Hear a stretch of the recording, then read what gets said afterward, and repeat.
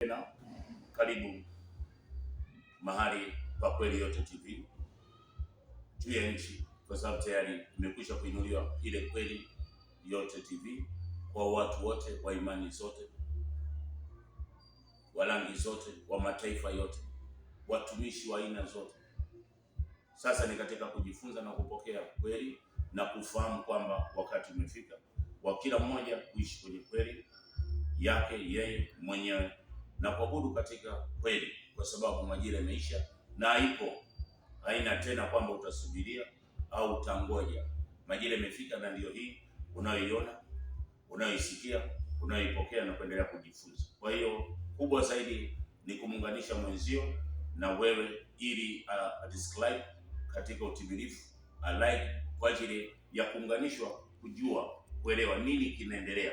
Kama alivyotamka, atakuja kama mwizi. Kwa hiyo kabla ya yote basi tushukuru, kwa sababu viongozi karibuni wote, wakubwa kwa wadogo, wote karibuni kwa mataifa. Kwa hiyo tumshukuru yeye ambaye ni Muumba, ambaye anaitwa Kweli Yote kwa ajili ya sisi sote. Kwa hiyo tumshukuru Baba, wewe ni mwaminifu, umetupa nafasi nyingine tena yako kwa ajili ya kutufundisha, kutuelekeza kupitia utimilifu wako kwa siku hii ya mwisho ambayo iko ndani ya majira na mwaka timilifu wa watu wote juu yetu. Tunakupa nafasi utufundishe, tunafungua mioyo, akili, tunafungua ule wakati wetu kwa ajili ya kukupa, tuweze kusikia, tuweze kupokea na tuweze kufunguka kwa utukufu wako. Yote utayafanya wewe kwa kutufundisha, kwa heshima yako imetokea.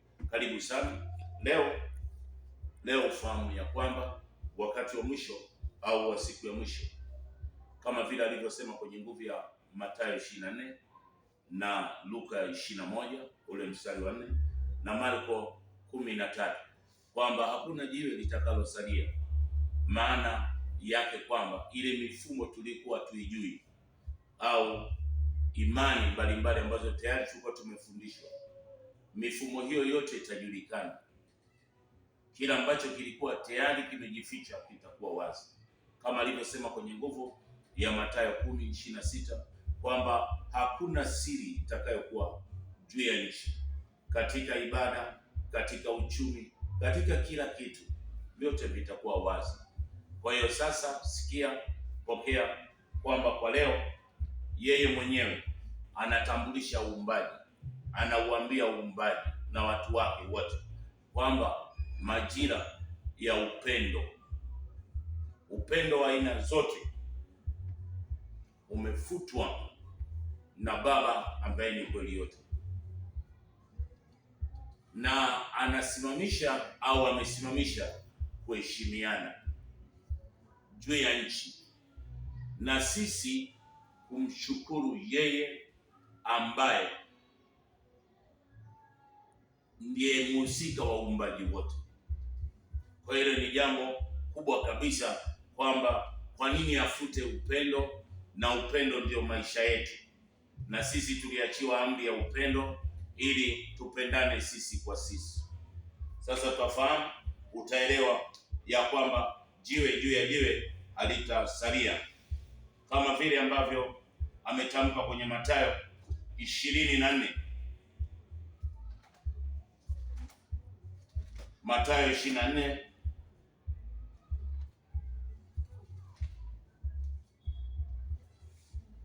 ule mstari wa 36, walakini habari ya siku ile na saa ile hakuna aijuaye, hata malaika walio mbinguni wala mwana, ila Baba peke yake. Yaani kuna majira na mwaka wa kweli kwa watu wote, unao ndani yake umebeba siku ya mwisho, siku ya Baba. Kwa hiyo kuna majira, pasipo majira au kalenda ya watu wote kutukusanya pamoja, hakuna siku ya mwisho. Siku ya mwisho ina maana ni siku ya Baba, au ile utimilifu wa ibada yake, utimilifu wa sabato yake yeye. Sabato ni watu wote kuwa moja, sabato ni watu wote kuifahamu kweli, sabato ni watu wote kuishi wakiwa wanafahamu nini wanachoabudu. Kwa maana kama vile ilivyokuwa siku za Nuhu, ndivyo kutakavyokuwa kuja kwake Mwana wa Adamu. Kwa hiyo mwana wa Adamu ambaye ndiye amebeba moyo wa Baba, tulikuwa tunaita Roho Mtakatifu, ndio utambulisho wa siku ya Baba. Kwa hiyo yeye sasa, huyo moyo wa Baba ndio anafuta kile kinachoitwa upendo. Kwa nini anafuta upendo? Kabla yote, kwanza Ufunuo 16 ile 15.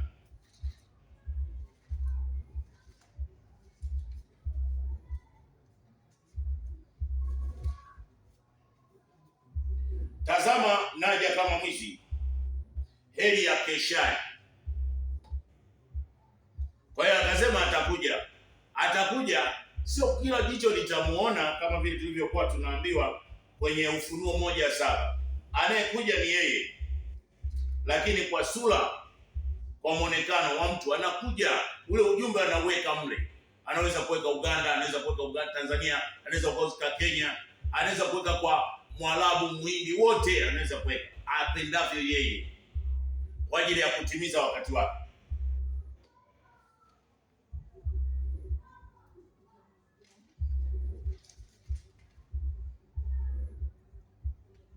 Tazama, naja yuaja na mawingu, na kila jicho litamwona, na hao waliomchoma, na kabila zote za dunia watamwomboleza kwa ajili ya namu yeye, kwa sababu yeye ndio anaisimamisha ile Ufunuo 11:15 kutangaza tarumbeta la siku ya mwisho. Malaika wa 7, ile utimilifu. Ukisikia malaika, ina maana ni ujumbe, na 7 ni utimilifu. Baragumu pakawa na sauti kuu katika mbingu ikisema, ufalme wa dunia umekwisha kuwa ufalme wa Baba. Kwa hiyo hii dunia hatakiwi kuishi anaitwa mchawi, anaitwa mganga, anaitwa mshirikina, anaitwa Freemason, anaitwa Illuminati, anaitwa nguvu ya maangamizi kwa wengine, mauaji kwa wengine, kuwaonea wengine, kuwadhulumu wengine hapa duniani, kwa sababu tulikuwa tunafundishwa elimu zote ni za mbinguni. Sasa amekuja atufundishe kwamba kwetu ni hapa juu ya nchi. Kwa nini tulifundishwa mbinguni? Tutajua.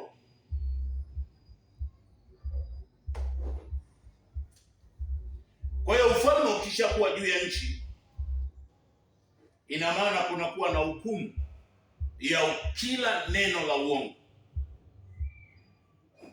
Kisha nikaona ujumbe wa utimilifu ukiruka katika mbingu, mwenye injili ya umilele awahubiri hao wakao juu ya nchi, na kila taifa na kabila na lugha na jamaa, akisema kwa mamlaka, mcheni yeye Baba, kwa maana saa ya hukumu yake imekuja. Msujudieni yeye aliyezifanya mbingu na nchi na bahari. Hizo injili ile ambayo tulikuwa tumezoea, au maelezo tu kwamba kutakuwa hivi, kutakuwa hivi. Haya ni maelezo ya utimilifu, maelezo ya siku ya mwisho, maelezo ya hukumu ya Baba iko juu ya nchi. Haya ndio maelezo yake yeye. Kwa hiyo mimi, wewe, kiongozi, usiye kiongozi, mweupe, mweusi, ndio wakati wa kuelewa, kwa sababu kama injili zote ziko juu ya nchi. Hakuna nabii, hakuna mtume anaambia kutangaza kwamba siku ya Baba iko hivi, ila kwa namna unavyoona na mazingira, kwa sababu amekuja kama mwizi. Sasa wewe usishangae kwa sababu ya mazingira, kwa sababu kama atakuja peke yake kama mwizi, ina maana atakuta clash kila kitu. Kwa hiyo yeye mwenyewe hakuwa na waumini, yeye mwenyewe anaitwa kwa ajili ya washirika, hana. Ndio maana unaona mara ya kwanza wakati anakuja kiunabii, alikuwa anaenda kwenye masinagogi, ana preach, anawaambia. Kwa hiyo hajawahi kuwa na kanisa, hajawahi kuwa na kusanyiko.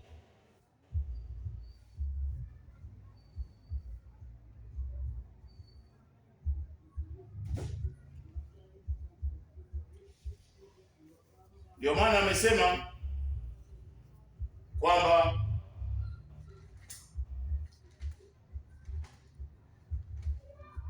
kwenye Luka 21 ule mstari wa 5,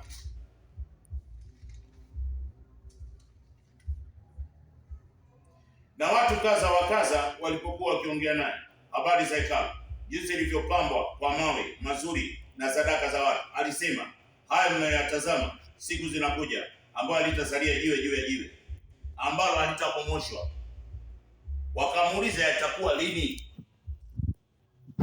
Kwa hiyo alikuwa na walati kwamba wakati atakapokuja yeye kwa fundisho la Baba, kwa utimilifu, kwa yule aliyekusudiwa, basi atatufundisha na kutuelekeza yote. Kwa hiyo leo sasa yeye hatumii tena upendo. Kwa nini atumii upendo? Kwa sababu upendo haujawahi kuwepo.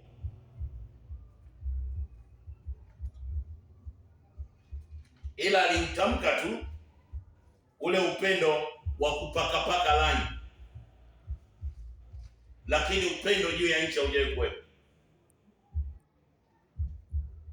Nitasoma hapa alafu nitakuonyesha kwa nini inasemekana hivyo, alafu yeye leo afute upendo, atupe kuheshimiana. Kwa nini?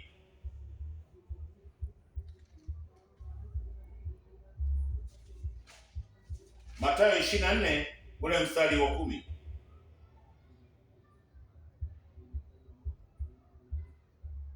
Ndipo wengi watakapojikwaa, nao watasalitiana na kuchukiana, na manabii wengi wa uongo watatokea na kudanganya wengi, na kwa sababu ya kuongezeka maasi, upendo wa wengi utapoa.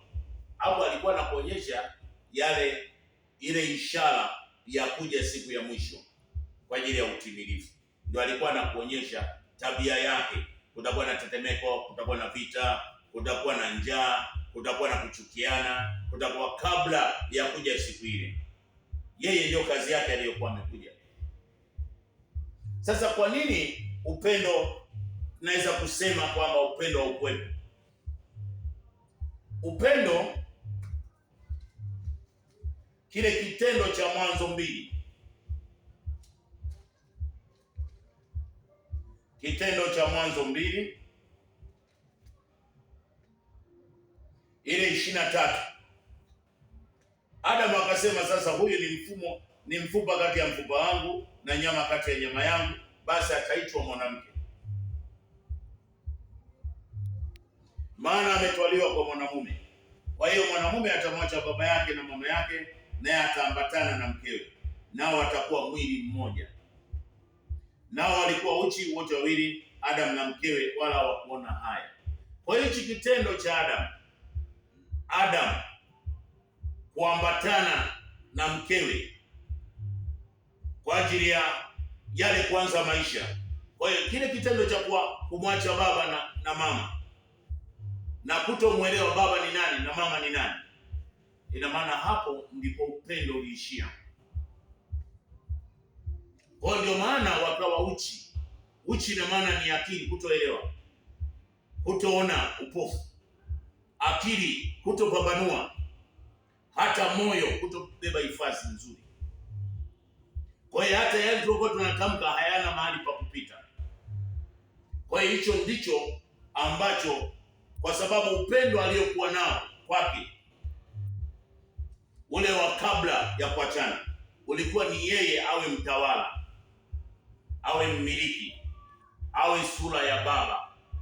Kwenye Mwanzo 2 ile 26, yeye kweli yote akasema, na tumfanye mtu kwa sura yetu, wakatawale uumbaji na kumiliki, wakazae wakaongezeke, wakiwa na sura yangu, sura ya baba, sura ya kweli. Yaani kuifahamu ile kweli, wanajua wanachoabudu. Leo mimi tu kwa mfano naweza kukwambia, tumeabudu mpaka mawe, tumeabudu watu waliolala, lakini humu baba hataki, hana. Tumeabudu miti, tumeabudu samaki, tumeabudu bahari, tumeabudu maziwa, tumeabudu jua, tumeabudu mwezi. Sasa hivyo nani alituambia tufanye hivi? Kwa ile upendo sasa aliyokuwa nao ni kwamba ile connection iwe moja, kama vile ambavyo alikuwa anakusudia yeye kwenye Mwanzo 2:19. Yeye Baba ambaye ni kweli yote akafanyiza kutoka katika ardhi kila mnyama wa msituni na kila ndege wa angani, akamletea Adamu ili aone atawahitaji. Kila kiumbe hai jina alilokiita Adamu likawa ndilo jina lake. Adamu akawapa majina yao wote, kila mnyama wa kufugwa na ndege wa angani na kila mnyama. Ina maana vitu vyote. Leo jiulize, mimi na wewe leo tunaogopa hata paka anayelia. Leo tunaogopa wachawi, tunaogopa mitishamba. Nini? Kwa maana hiyo hatuna kitu. Kwa ile nguvu ya kuachana na Baba, ina maana ndio kilileta upungufu wa mahusiano ya kile kinachoitwa upendo, kwa sababu upendo uliokuwa unatakiwa ni yeye kumpenda kwanza. Ina maana kujaa kushukuru kwa kila unachobarikiwa, unachoinuliwa, unachopata, unakuwa na moyo wa kushukuru. Sasa leo shukrani haipo wala upendo haupo. Ina maana ule mfumo uliokuwa unafundishwa kwenye ibada zote juu ya nchi kwamba tupendane, ilikuwa tu ni kwa ajili ya kupita, kwa sababu ya majira bado haijafika. Kwa hiyo kitendo kile sasa cha kuachana ndio akanyang'anya ule ukuu wa moja ndani yake, kama tunavyosoma hapa kwamba Zaburi ya 90 mstari wa 4, kwa Baba siku moja kwetu ni miaka 1000, maana miaka 1000 machoni pako ni kama siku ya jana ikiisha. Kwa hiyo siku moja kwa Baba sisi miaka 1000. Tukalala tukiwa na miaka 930, ile Mwanzo 5:5. Kwa hiyo Adam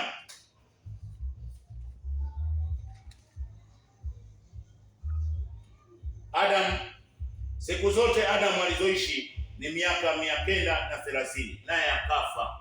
Kwa hiyo katika mafundisho yote tuliyofundishwa juu ya nchi, tuliambiwa Adam wa kwanza aliishi miaka 900 mingi, lakini ilikuwa ni mfumo wa Baba ndani yake. Kwa ajili ya Baba alikuwa amempa connection yetu yeye, kuwa sisi tuwe na 1000 na yeye ndio mmoja yake. Kwa hiyo tuwe na mmoja kama unavyoiona hapa, kwamba kwa Baba ana vipawa, kalama, viwekezo mema, akili nzuri. Ukiingia tumboni mwaka uanzie hapo, uwe na vipawa, kalama, viwekezo. Ukizaliwa uendelee mwaka wenye miezi 9, ukizaliwa unaendelea, una mwaka na siku moja. Sasa kitu kilichotokea baada ya kuachana na Baba, tukawa huku. Kwa hiyo baada ya kuanza mwaka tumboni tukaendelea kuwa na miezi 9. Kwa hiyo kahaba akalulu hapa, ndio akatupeleka kwenye ibada za wafu, ndio akatupeleka kwenye mila na desturi, ndio akatupeleka kwenye koo zetu, kwenye kabila zetu, akatuingizia matengano, akatuunganisha hapa na upendo wa lugha zetu, upendo wa kabila zetu, upendo wa wale ambao tayari wanatupa katika nguvu ya kufarijiana. Kwa hiyo upendo uliokuwa kwa Baba ukawa haupo. Kwa hiyo tukawa tayari tumetoka kabisa kwenye ile kusudi. Kwa hiyo ikazaliwa generation ambayo tayari imeenda utumwani, ambao ni mimi na wewe. Ndio inakwenda sasa kwenye Yeremia ile 29 ule mstari wa 4 mpaka wa 14. Tunapelekwa miaka 70.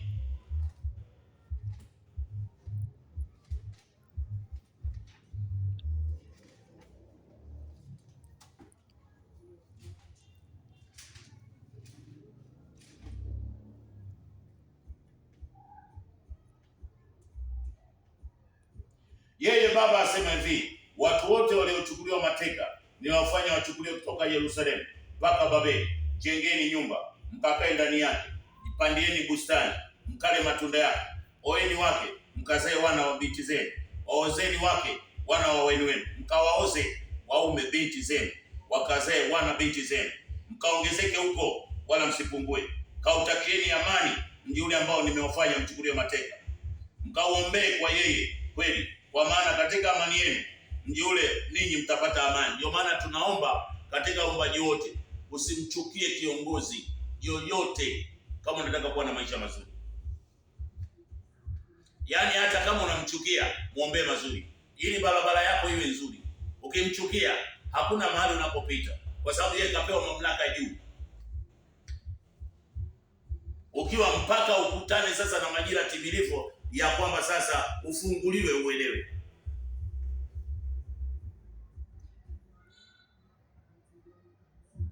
Nimewafanya mchukulie mateka, mkaombee mji ule, maana yeye asema hivi, manabii walio kati yenu wasiwadanganye ninyi, wala msisikilize ndoto zenu mnazotesha, kwa maana kwa jina langu utabiri maneno ya uongo kwenu. Mimi sikuwatuma. Kwa hiyo manabii wote unawaona juu ya nchi hawakuagizwa. Hizi roho zitendazo ishara na miujiza sio zake.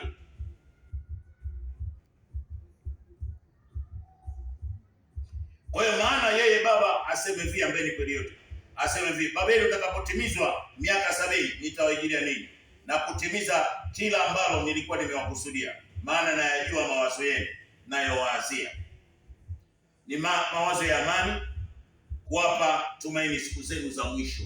Sio siku za kule tulipokuwa mpaka utimilifu wa siku ya mwisho inapokuwa imetimia, ndio tunaanza kupewa habari za kweli yote. Kwa hiyo hatutaongelea tena habari za unabii wala habari za ubashiri wala za kitume wala za ishara wala za miujiza, haziongelewi. Zitaongelewa habari ya kujifunza ile kweli yote, watu wote, weupe, weusi, wekundu, wa imani zote. Nanyi mtaniita, mtakwenda na kuniomba, nami nitawasikiliza. Nanyi mtanitafuta, ambao sasa mtajifunza na kuniona, mtakapojifunza kwa mioyo yenu yote, na mtaonekana kwenu, asema yeye. Nami nitawarudisha watu wenu waliofungwa, nami nitawakusanya ninyi, nikiwatoa katika mataifa yote na katika mahali pote nilipowafukuza, asema yeye. Nami nitawaleta tena hata mahali ambapo kutoka hapo naliwafanya mchukuliwe mateka. Yaani kutuondoa huku tulipochukuliwa ni hapa. Kwa hiyo baada ya mwaka kuanzia ndani, tukaanzia nje. Kwa hiyo hapa akawa anaishi mwingine. Kwa hiyo maisha yetu tukawa tunaabudu sasa, yani mafundisho ambayo kwa uhalisia, wao mitume, wao wachungaji, wote wakawa hapa, kwa sababu amekabidhiwa Babeli. Babeli ni empire kabisa ya miaka 70 kwa ajili ya ibada zote sasa za wale waliolala. Ibada za ndugu zetu waliokufa zilianzia kwenye Mwanzo 5:5 kwenye kaburi la kwanza la Adamu. Kwa hiyo huo ukawa ni mfumo wa Babeli wa kuabudu huko. Kwa hiyo baada ya miaka hiyo sasa 70, yeye atatimiza Babeli na Babeli atamhukumu. Kwa hiyo Yeremia 25 ule mstari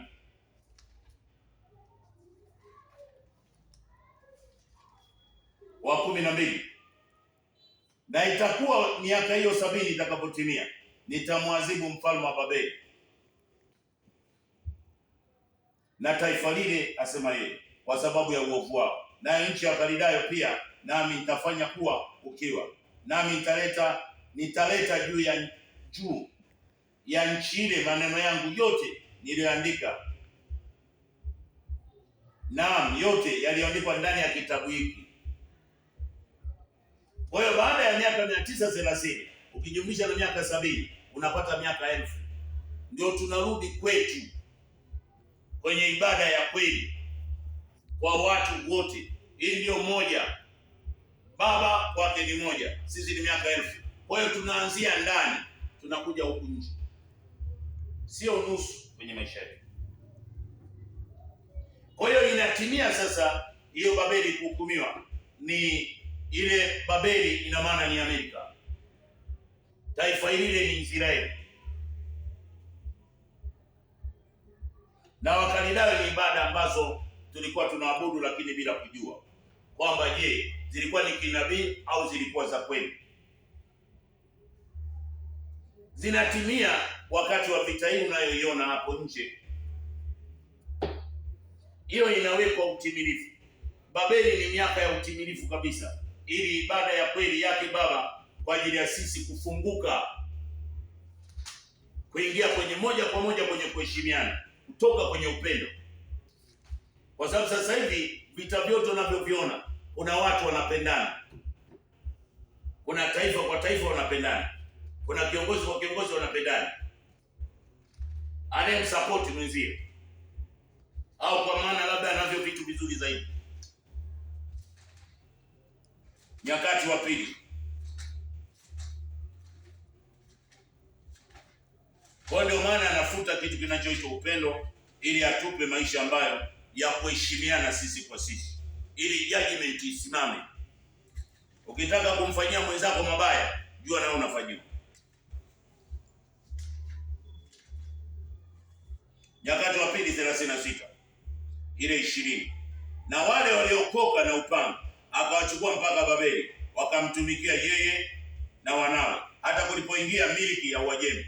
Ndio maana unaona Uajemi na Amerika na Israeli. Israeli anawakilisha watu wote, makabila yote juu ya nchi, kupitia ile nguvu ya Mwanzo 49:1 mpaka 29, lakini 28 ndio utamwona kiongozi ambaye anawakilisha, anasimamia kwa ajili ya kutimiza wakati, Benjamin. 49:1 nitaisoma. Yakobo akawaita wanawe, akasema, kusanyikeni ili niwaambie yatakayowapata siku za mwisho. Benjamin ni mbwa mwitu mwenye kulalua. Asubuhi atakula mateka na jioni atagawanya mateka. Hizo zote ndizo kabila 12. Kwa hiyo kabila 12 ina maana ni ule mfumo kabisa uliokuwa kwa ajili ya Ufunuo ile 21 ule mstari wa 10, mpaka kwamba Yerusalemu ya kwanza ilikuwa imejengwa kwenye mfumo wa jua na mwezi kwa ajili ya kama utambulisho wa Yakobo na Daudi. Kwa hiyo hii ndio ikawa kwenye nguvu ya kabila 12, maagano 12, miezi 12, lugha 12, majina, nyota, viti na wale simba 12 na viti 12, hata milango 12 na mitume 12. Kwa hiyo akasema ikifika majina yake itabidi yabomoe. Kwa hiyo anabomolea wapi? Hii Luka 22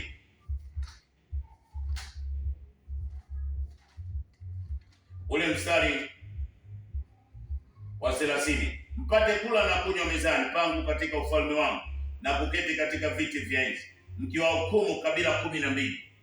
Kwa hiyo ni utawala mwingine kabisa wa majira ya mwaka wenye miezi 9 unaoanzia ndani. Hii ndio moja kwa ajili ya sisi kuanza kwake, kuja tumboni na kuja juu ya nchi, ikiongozwa na Luka 1:26. Hii ni majira ya Yesu. Wakati alipokuja alikuja na majira hiyo, lakini kwa sababu alikuta Kaisari yupo Rome, yani ile nguvu ya Rome Empire, kwa hiyo walikuwa na majira yao ya Kaisari, wakina Saizo. Luka 1:26. Mwezi wa 6 malaika Gabrieli alitumwa na Mungu kwenda mpaka mji wa Galilaya, jina lake Nazareti, kwa mwanamwali bikira aliyekuwa ameposwa na mtu jina lake Yusufu, wa mbari ya Daudi, na jina lake bikira huyo ni Maria. Akaingia nyumbani kwake akasema, salamu uliyepewa neema, Bwana yuko pamoja naye, naye akafadhaika sana kwa ajili. Ilikuwa mwezi wa 6. Mwezi wa 6 mpaka mwezi wa pili unapata miezi 9, lakini alikutana na ile majira ya Kaisari. Kwa hiyo hakuna kuweza kutoka, kwa sababu alikuwa kiunabii, hakuruhusiwa kutoka. Ndio maana leo unatamka ACBC, lakini majira yake ilikuwa ni majira ya kwanza kwa Baba, mwaka wenye miezi 9, kwa maana yeye alihesabiwa kwa ndani. Tazama, utachukua mimba na kuzaa mtoto mwanamume, na jina lake utamwita huyo Yesu. Huyo atakuwa mkuu, ataitwa mwana wa aliye juu, na Bwana Mungu wake atampa kiti cha enzi. Ndio maana ukiangalia hapa kuja kwake,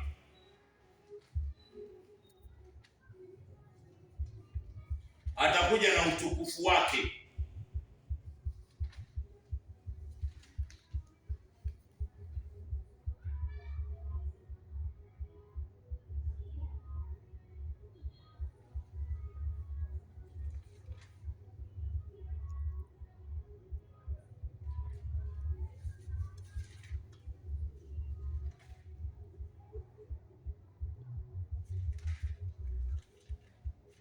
kwenye Mathayo 19.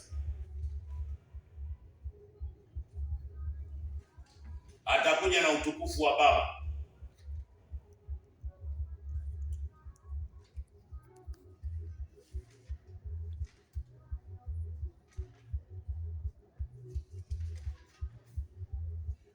Mathayo 19 ule mstari 28. Yesu akawaambia, amini nawaambieni ya kwamba ninyi mlionifuata mimi, katika ulimwengu mpya atakapoketi Mwana wa Adamu katika kiti cha utukufu wake, ninyi nanyi mtaketi katika viti vyenu mkiwahukumu kabila 12. Anapokuja na utukufu wake, utukufu wake ni huu. Baba utukufu wake sio huu. Hii ni majira ya kutoka utumwani. Hata kama utahesabu ile Ezekieli 8:12-13 na Yeremia 33, hili ni agano la mchana na usiku. Lilikuwa kati ya Yakobo na Daudi. Ile miaka ya utumwani ya sisi sote kuanzia 930 na miaka 70. Ile miaka 430 ilikuwa ni ya utumwa mwilini. Lakini utumwa wa watu wote huko kwenye 930 na miaka 70. Kuunganisha ili tusitumike mara mbili. Kwa sababu Baba hakutaka kabisa sisi tutumike mara mbili. Ile judgment ndio ilikuwa mbaya. Na adui ndio akawa anaitumia. Kwa sababu wote waliokufa juu ya nchi walifanyika kuwa madhabahu juu ya nchi kwa ajili ya ibada unazoziona leo.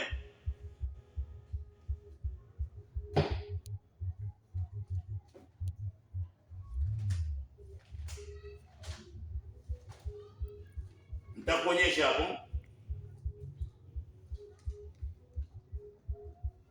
Kwa ndio maana sasa na hukumu inatimia Kenya wakiwa kwenye nguvu ya utendaji ambao ni kaunti ya 47 na anayewakilisha utimilifu naye kwa ajili ya taifa la Amerika ni rais wa nchi, kwa sababu ya ule utimilifu wake wa 47. Kwa hiyo vita vilipigana siku 12, vikapigana siku 40. 100 ikawa ni utimilifu. Hiyo mnayoiona ni kwamba ni lazima tubadilike. Tutoke kwenye ibada tulizokuwa tumezoea za ishara, miujiza. Tutoke kwenye imani na tumaini. Tupokee kweli. Tumwambie kwa nini Baba leo hivi. Kila mmoja asimwangalie mtumishi, asimwangalie nabii. Kila mmoja agalegale. Hii haina cha mtume wala nabii, kwa sababu wote wametobolewa macho, hakuna anayeona. Hii ndio habari ya majira timilifu.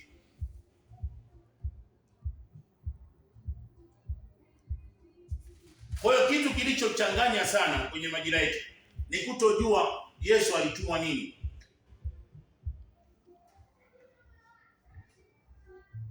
Na Paulo aliyemtuma ni nani? Hiyo imekuwa confusion juu ya nchi. Sasa kwa sababu yeye amekuja atuelekeze, ndio anatuambia kwamba alichotumwa Yesu mara ya kwanza, alitumwa kwa ajili ya kuja kuionyesha siku ya mwisho itakuwaje, na kuonyesha ibada za Mafarisayo zilivyojengwa kwenye msingi potofu juu ya nchi. Ndio alichotumwa. Kwa sababu alikuta ibada hizo, watu walisimamisha jina lake juu, wakawa wanafundishia jina lake, kwa sababu ya mfumo wa Babeli bado ukiwepo.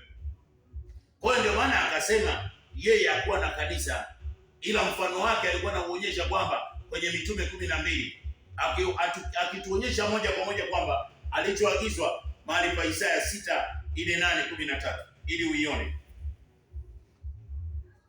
Sio kasema bana, huyu anasema mambo yake.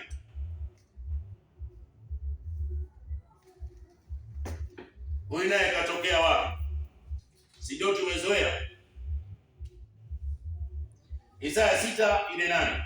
Kisha nikasikia sauti ikisema, ni mtume nani? Naye ni nani atakayekwenda kwa ajili yetu?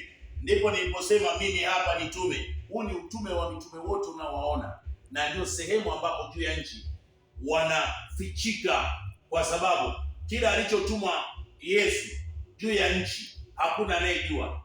Sasa naendelea sasa alichotumwa, naye akaniambia, enenda ukaambie watu hao, fulizeni kusikia lakini msifahamu, fulizeni kutazama lakini msione. Unaoneshe moyo wa watu hao, ukayatie usikie masikio yao, ukayafumbe macho yao, wasije wakaona, na kwa macho yao kusikia, kwa masikio yao na kufahamu kwa mioyo yao, na kurejea nikawaponya. Ndipo huyo aliyekuwa anatumwa anamuuliza kweli yote ambaye ndiye Baba, hata lini? Naye akajibu, hata miji itakapokuwa ukiwa kabisa, haina wenyeji, na nyumba zitakapokuwa hazina watu kabisa, na nchi itakapokuwa ganjo kabisa, hata yeye Baba atakapohamisha watu waende mbali kabisa. Yaani hatujui kitu. Ndio maana hata amekuja yeye ametukuta tuko busy. Nasoma, narudia Mathayo 24:36. Walakini habari ya siku ile na saa ile hakuna aijuaye, hata malaika walio mbinguni, wala mwana, ila Baba peke yake. Kwa maana kama vile ilivyokuwa siku za Nuhu, ndivyo kutakavyokuwa kuja kwake Mwana wa Adamu. Yule anayetambulisha, ambaye tayari moyo wa Baba ambao ndio wa utimilifu, tuweko alisema Roho Mtakatifu tayari kwa ajili ya kufundisha ile kweli yote juu ya nchi. Kwa kuwa kama vile siku zile zilivyokuwa kabla ya gharika, walivyokuwa wakila na kunywa, wakioa na kuolewa, hata siku ile alivyoingia Nuhu katika safina, watu wasitambue. Kwa nini? Kwa sababu tulipelekwa mbali sana.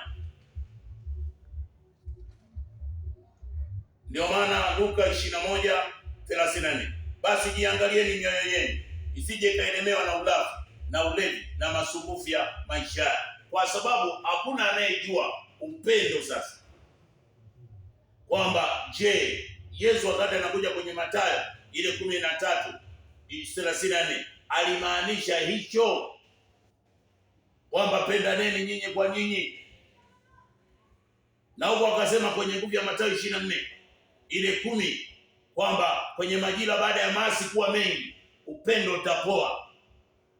Sasa wewe hapo sasa chuja mwenyewe, hichi anasoma kingine na hichi anasoma kingine. Kwa hiyo unabii, Yesu alikuwa ametuma unabii. Tunasoma kwenye Luka ile 4,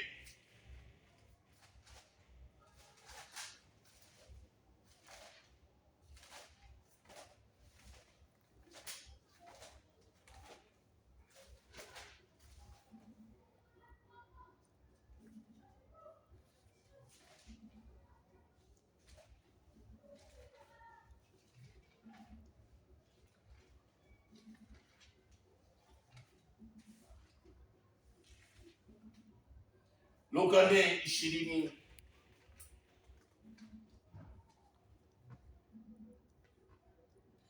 Luka 4:43, akawaambia, imenipasa kuihubiri habari njema ya ufalme katika miji mingine pia, maana kwa sababu hiyo nimetumwa.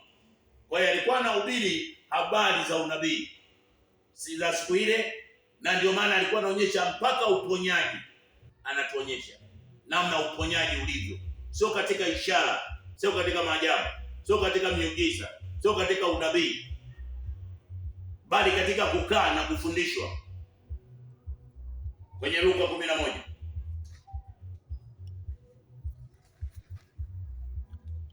ule mstari wa 28,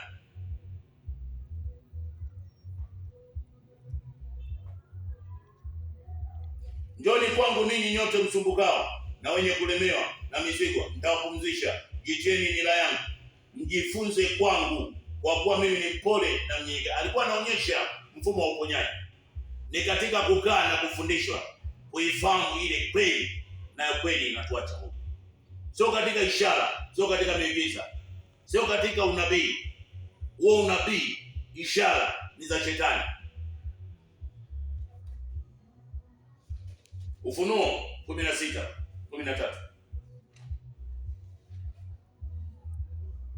Nikaona roho tatu za uchafu zilizofanana na vyura zikitoka katika kinywa cha yule joka na katika kinywa cha yule mnyama na katika kinywa cha yule nabii wa uongo. Hizo ndizo roho za mashetani zifanyazo ishara na miujiza. Ndio maana akasema kwenye Mathayo 24 kwamba ishara hizo zitakuwa, manabii wengi watatokea wa uongo. Ile Mathayo 24:8, awe ndiyo mwanzo wa utungu. Wakati huo watawasaliti ninyi mpate dhiki, na watawaua, nanyi mtakuwa watu wa kuchukiwa na mataifa yote kwa ajili ya jina langu. Ndipo wengi watakapojikwaa, nao watasalitiana kwa kuchukiana, na manabii wengi wa uongo watatokea na kudanganya wengi, na kufanya ishara kubwa kubwa kama leo.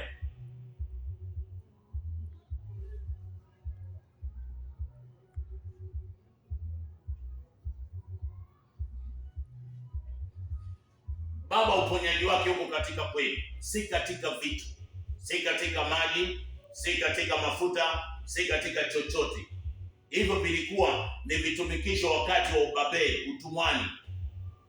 Tokea utumwani, hiyo ni mifumo yote ya utumwani, lakini yeye ni katika kweli. Kwa hiyo Yesu sasa alichotumwa, ndio maana aliyekuwa anafahamu ni mapepo.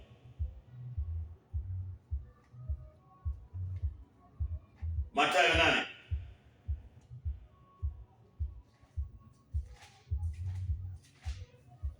8:28. Napo naye alipofika ng'ambo katika nchi ya Gerasi, watu wawili wenye pepo walikutana naye, wanatoka makaburini, wakali mno, hata mtu asiweze kuipitia njia ile, ambaye ni Adamu na Hawa. Na tazama, wakapiga kelele wakisema, tuna nini nawe, Mwana wa Mungu? Je, umekuja kututesa kabla ya muhula wetu? Lao kaburi la kwanza ni la Adamu na Hawa. Kwa hiyo biashara kubwa juu ya nchi, wakawa wanatumia hizo sodi za ndugu zetu bila kutaka wao. Kwa hiyo ni biashara kabisa ya shetani kwa ajili ya kuendelea kutawala, roho chafu kuendelea kutawala uumbaji. Ndio maana akasema sasa wakati wa utimilifu ndio atakuja kuvunja mifumo ya kabila 12 na lugha 12, kwa sababu yote hiyo ilikuwa katika level ya unabii. Ndio maana ukisoma hapa kwenye Mathayo 13 akiwa na jiadresi yeye kwamba yeye yukoje. Kwa sababu hiyo nasema nao kwa mifano, kwa kuwa wakitazama hawaoni, na wakisikia hawasikii wala kuelewa, na neno la nabii Isaya litatimia kwao, nikisema kusikia mtasikia, hamtaelewa, kutazama mtatazama. Hicho ndicho alichokuwa ametumwa. Kile kilichokuja kutengeneza hiyo mifumo ni kwa sababu Paulo hakujulikana alipotokea na nani alimtuma, na kwa sababu majira ya kutoka utumwani ilikuwa bado, ina maana tukawa wote hatuelewi, kwa sababu wote tulikuwa tumeshatolewa mbali, kama vile Isaya 6:8-15 kwamba nitawapeleka mbali kabisa, lakini ikifika majira miaka 70 nitawarudia tena, niwarejeshe kwenu nilikoruhusu mtoke. Kwa hiyo ataturejesha. Kwa hiyo kuturejesha ina maana tutajua yote. Kwa hiyo tunaona Paulo yeye kupitia Matendo 1 mpaka Yuda, fundisho lake kubwa alilokuwa anafundisha, anaonekana kama ndio mtume wa mataifa, lakini sio mtume wa mataifa. Matendo 28. Kwa hicho akitukuelewesha kabisa, ndio maana tulivurugika. Matendo 28:25. Na walipokuwa wapatani wao kwa wao, wakaenda zao. Paulo alipokwisha kusema neno hilo moja, kwamba Roho Mtakatifu alinena vyema na baba zetu kwa kinywa cha nabii Isaya, akisema, enenda kwa watu wao ukawaambie, kusikia mtasikia wala mtafahamu, kuona mtaona wala hamtatambua, kwa maana mioyo ya watu wao imepumbaa na masikio yao ni mazito na kusikia, na macho yao yamefumbwa wasije wakaona kwa macho yao, na kusikia kwa masikio yao, na kufahamu kwa mioyo yao, na kubadili nia zao, nikawaponya. Basi ijulikane kwenu ya kwamba wokovu huu umepelekwa kwa mataifa, nao watasikia. Lakini kama ni msingi wa kanisa ulijengwa kupitia Mathayo 16 ile 18, Petro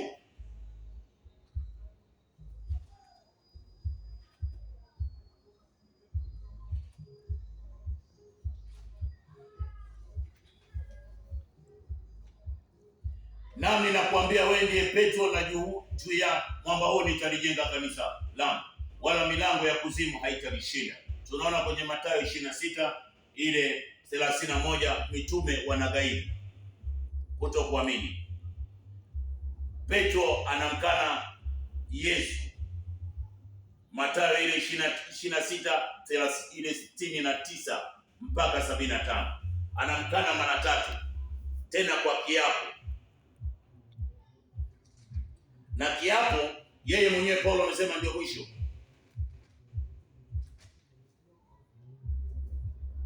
(26:90).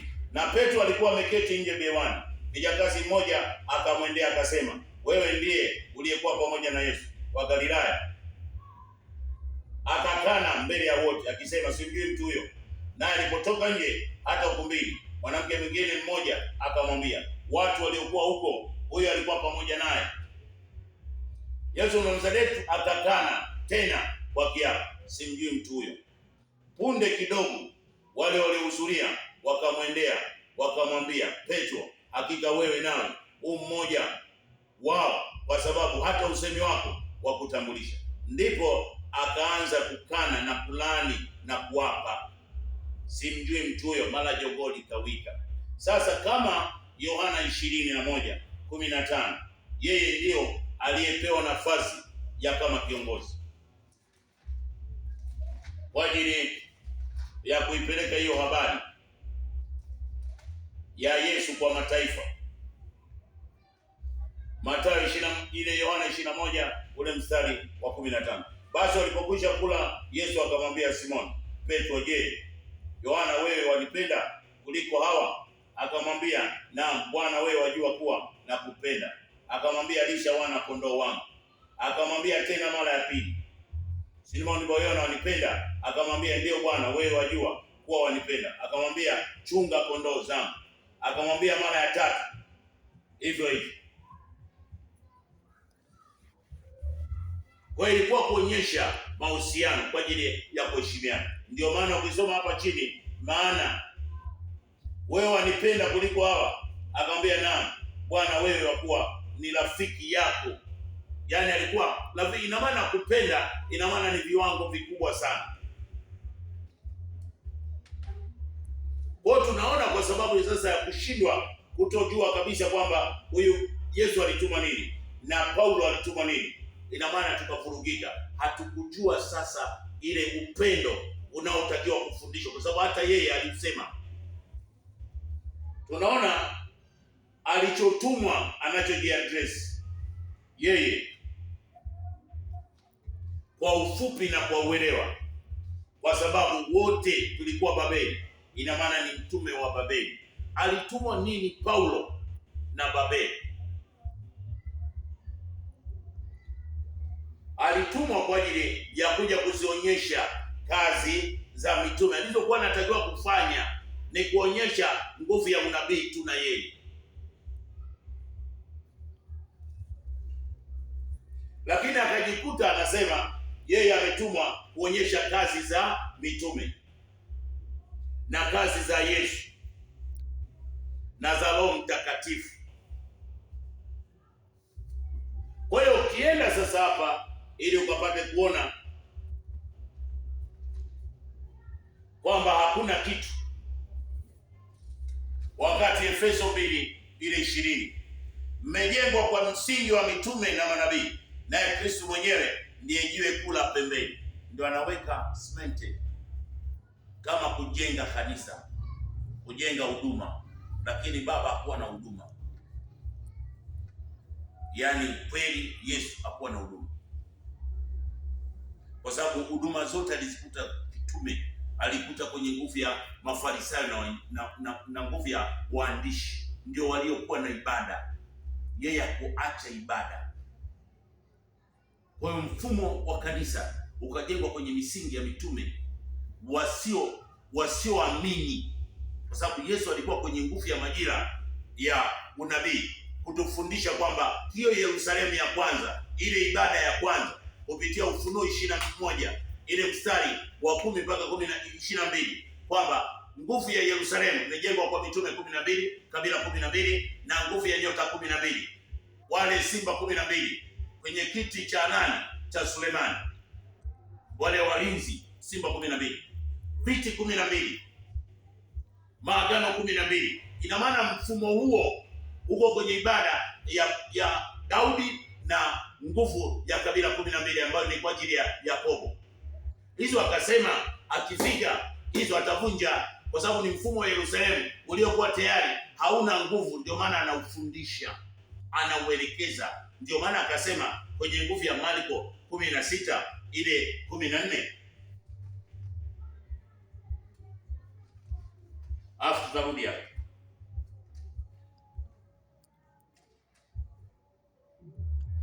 Baadaye akaonekana na wale 11 walipokuwa kila akawakemea kwa kutokuamini kwao na hukumu wa mioyo yao, kwa kuwa hawakusadiki. Ndio maana atakapokuja yeye, cha kwanza ndio atatufundisha akiwa kwenye mahali pa Yohana 16 ule mstari wa 20, kwa sababu judgment iko kwa Baba. Haya nisemayo nanyi 25, Yohana 16:25.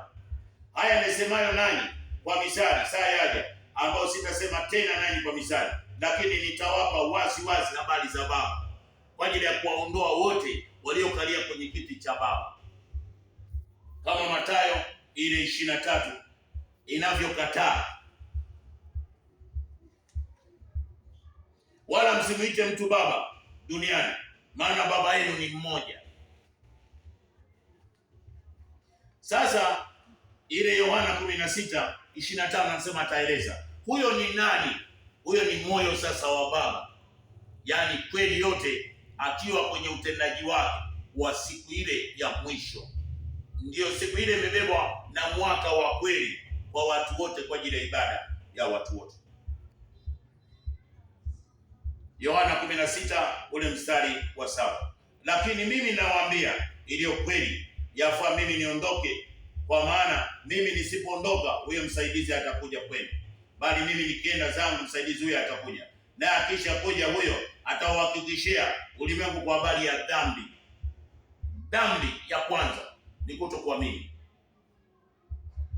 kwa sababu tumejengwa kwenye mfumo wa ibada zote kwa mitume 12, kabila 12, lugha 12, nyota 12. Msingi wake ni kutokuamini. Kwa hiyo kujua kwamba hii ndiyo majira inakuwa shida. Ndio maana akasema kwenye Luka 18 ule mstari wa 8, akasema je, akija ataikuta imani juu ya nchi? Lakini kwa huku tunafundishwa imani, na huyo anaitwa Paulo.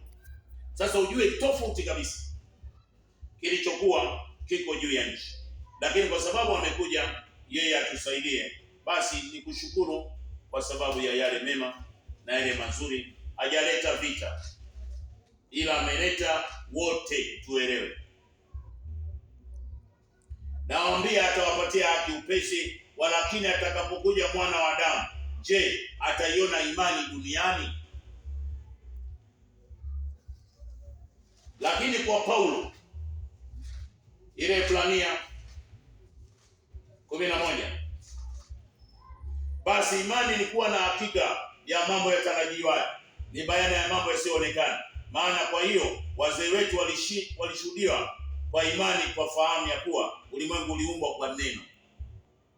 Huyu ni Paulo, huyu ni master aliyejenga hiyo msingi wa kanisa, ikiwa ametuonyesha.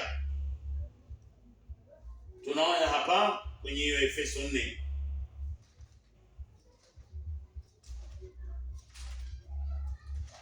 Efeso 4 ule mstari wa 11, naye alitutoa wengine kuwa mitume, na wengine kuwa manabii, na wengine kuwa wainjilisti, na wengine kuwa wachungaji, na wengine kuwa walimu. Sasa hii ni Paulo kutoeleweka. Nani alimtuma na alitumwa nini? Hiyo ikawa msingi ya kwamba akija yeye tutashangaa kabisa, lakini sasa hatushangai tena, kwa sababu anasema kwamba kwenye Babeli kuna roho nyingi zilizotokea kwenye ule utumwa.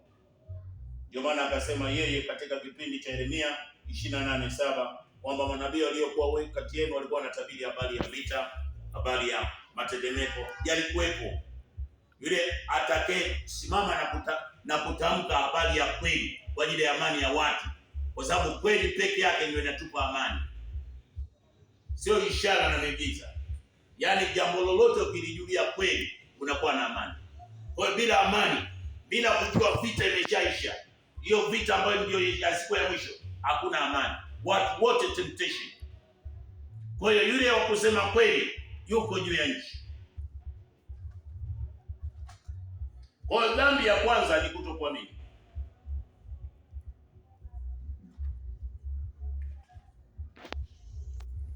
Na dhambi ya pili, kwa habari ya dhambi kwa sababu hamkuniamini mimi, na kwa habari ya haki kwa sababu mimi naenda zangu. Yaani kuwatambulisha kwamba Yesu alituma nini. Je, yupo? Kazi zake zipo? Hilo ndio jambo anakuja kutuonyesha, na ndio anayetufundisha. Jambo la tatu, kwa habari ya hukumu. Yule mkuu wa ulimwengu amekwisha kuhukumiwa. Je, mkuu wa ulimwengu ni nani? Ni uongo. Ndio maana pale kwa nguvu ya ile mahali ambapo kwa ajili ya Wakorintho wa kwanza 15 ile 26, Paulo anasema adui wa mwisho ni mauti, ndio aliyekalia vitu vyote, lakini hakujulikana mauti na kuzimu. Lakini kwenye Isaya 28 ule mstari wa 14 anasema adui aliyekuwa mauti na kuzimu ni uongo. Walijificha kwenye neno mauti na kuzimu ili asije tukaelewa tukatoka, kwa sababu anayepambana siku ya mwisho ni kati ya kweli na uongo. Hapambani neno na mauti, hapambani sauti na mauti, bali ni kweli yote na uongo wote. Huyo aliyekuwa anaitwa mauti na kuzimu. Lakini yeye atakapokuja, huyo roho wa kweli, ataongoza watie kwenye kweli yote. Ndio maana hata kusalimiana, usisalimiane salamu nyingine zisizokuwa na utimilifu. Sasa hivi kuna salamu moja tu inaitwa kweli yote, maisha halisi. Utaijua kweli, nayo kweli itakuweka huru. Ndio maisha hakuna mbinguni. Luka 17:20 na mpaka 21. Hata wakati tunasema kwa ajili ya Ufunuo 21:1, mbingu za kwanza zimepita na nchi ya kwanza zimeisha. Sasa ni nchi ya kweli na mbingu ya kweli. Maisha tutakaa na Baba, yaani katika maelekezo kila mmoja atamwona Baba.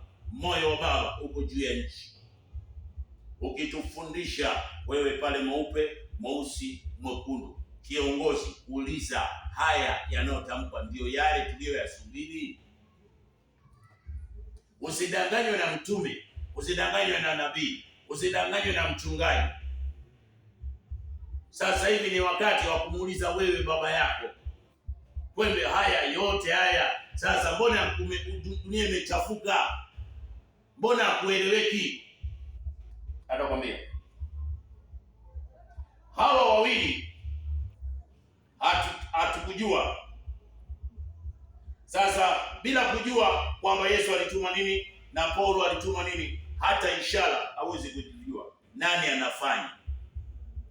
Lakini ukijua Yesu alituma nini, Paulo alituma nini, basi alituma na nani, ishara na miujiza, utajua nani anafanya.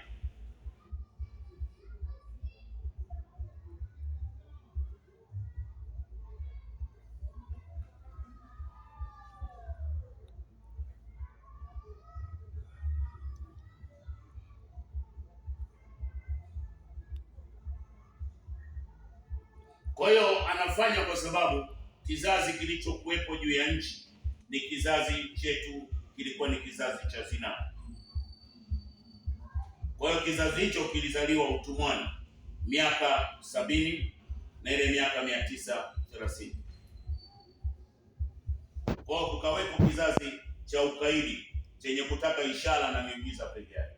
Hapo baadhi ya waandishi na Mafarisayo kwa mjibu wakasema, mwalimu, tunataka kuona ishara kwako itokayo kwa Baba, kama hivyo unavyosubiri kwamba tutamwona mawinguni. Hakuna hiyo ishara, hiyo ishara haipo.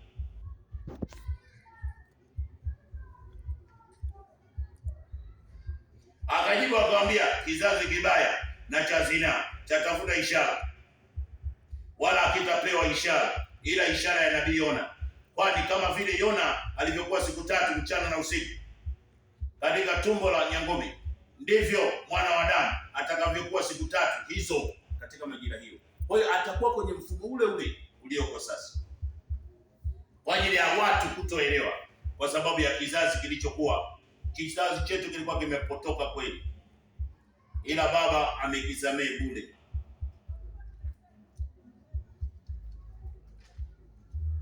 Nane ule mstari, Marko 8:12.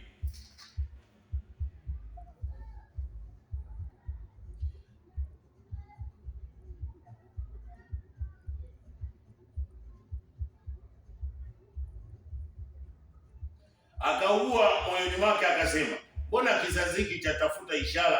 Amini nawaambia, akitapewa ishara kizazi hiki.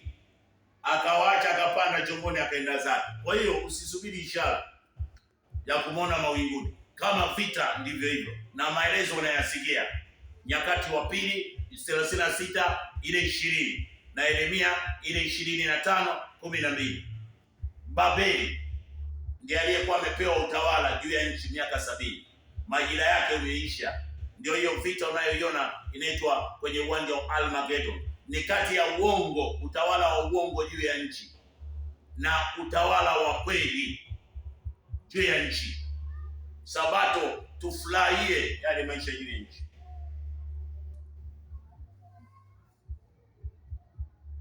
Mathayo 16:4.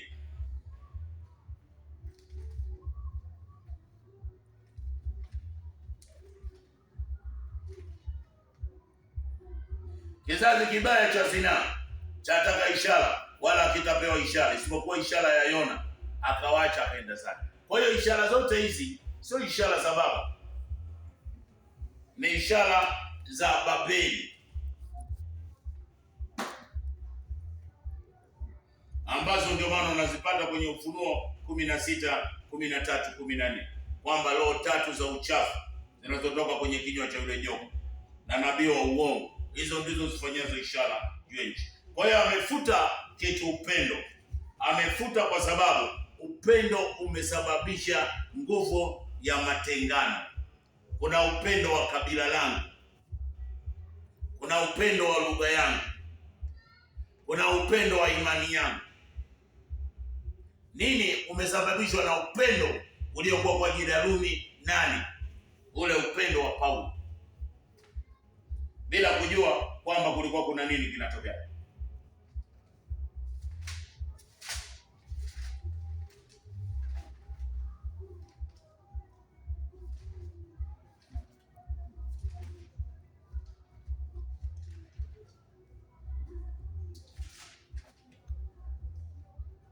Warumi 8 ule mstari wa 37.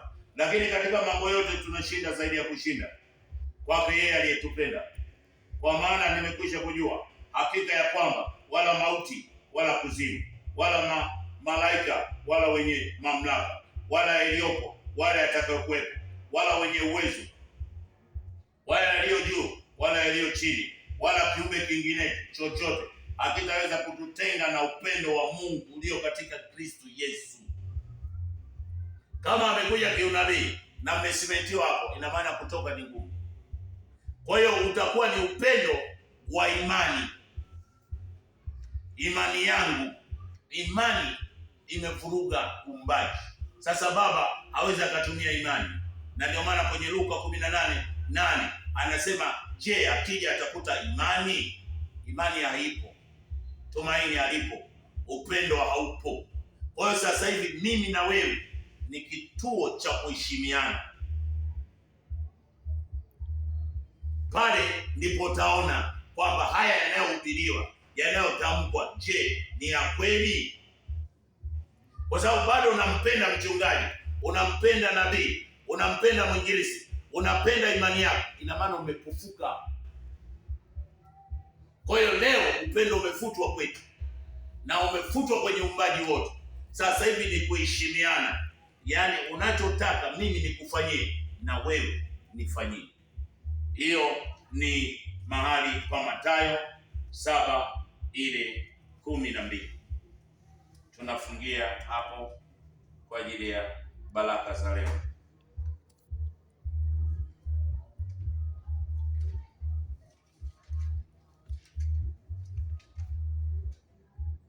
Basi yoyote mnayotaka mtendewe vivyo hivyo, basi yoyote mnayotaka mtendewe na watu, nanyi watendeni hivyo hivyo, maana hiyo ndiyo utorati na manabii. Kwa hiyo alikuwa anataka tuheshimiane, ili yeye Baba tumpende. Kumpenda ina maana ni kumheshimu. Utaona siku ya mwisho, ni kweli, utaona, utafundishwa. Kwa hiyo kwenye kituo cha upendo hakuna badiliko juu ya nchi. Tuko ndani ya ibada, lakini kwa uhalisia hatuko kwenye ibada, kwa sababu tuna upendo wa vitu, tuna upendo wa watu. Tuna imani ya vitu, tuna imani ya watu. Tuna tumaini ya vitu, tuna tumaini la watu. Kwa hiyo anataka tutoke huko. Amekuja ili atufundishe, atuelekeze. Kiongozi kwa kiongozi waheshimiane. Mwananchi amheshimu kiongozi, kiongozi amheshimu mwananchi. Taifa kwa taifa tuheshimiane. Taifa kubwa na dogo liheshimiane. Haijalishi, kwa sababu Babeli, taifa lile na Wakaldayo, majira yameisha kabisa juu ya nchi. Kwa hiyo hao ndio walikuwa kuna msingi mbaya juu ya nchi. Kwa hiyo yeye Baba ametufundisha, tumepokea, tumebarikiwa, tumefunguliwa. Kwa hiyo hatutakuwa tena na matengano, hatutakuwa tena na imani utakuwa unafahamu. Ndio maana Yohana 4:23, saa ikifika atakayeabudiwa ni Baba katika kweli yote. Kwa hiyo utamwabudu, utakwenda ibadani, utajua nani anaabudiwa. Kwa hiyo sasa hivi jua kabisa siku ya mwisho imeanza, iliyo ndani ya majira na mwaka timilifu.